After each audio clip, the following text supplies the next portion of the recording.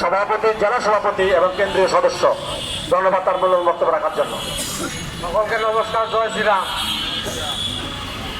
সংগ্রামী ছাত্র বন্ধুগণ, আপনারা অনেক সনাতনী আছেন, আপনারা মানববন্ধনে দাঁড়াতে ভয় পান, তবে আপনারা মোবাইল দেখেন, মোবাইলে যে সংখ্যালঘু হিন্দুদের উপর নির্যাতন হবে, আপনারা কমেন্ট লাইক না করে শেয়ার করেন, এটা যেন ভাইরাল হয়ে যায়, বিভিন্ন মানবতার সংস্থার কাছে পৌঁছে যায় এবং গোটা বিশ্বে আপনারা ছড়ে দেন।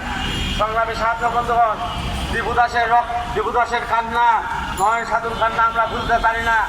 আমাদের নেতারা কষ্ট করে লাইভ করে আপনারা শেয়ার করে দিন। সংগ্রামী বন্ধুগণ, আমরা ভাগ চাই, আমরা ন্যায্য হিস্সা চাই, আমরা চেয়ারম্যান, মেম্বার, এমপি, মন্ত্রী হতে চাই। বাংলাদেশ সংখ্যালঘু কমিউনিটির পক্ষ থেকে আমরা কোনো দলের এজেন্ডা নিয়ে দালালি করতে চাই না।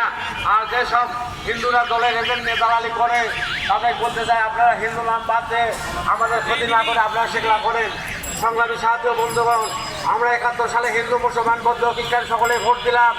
আমাদের নামের পিছনে দুটা নাম যোগ হয়ে গেল, মালোয়ান এবং লিঙ্গি, সকলে ভোট দিল। আর ইয়াহিয়া খান, আয়ুব খান পশ্চিম পাকিস্তান জানলো, আমরা হিন্দুরা পাশ করেছি।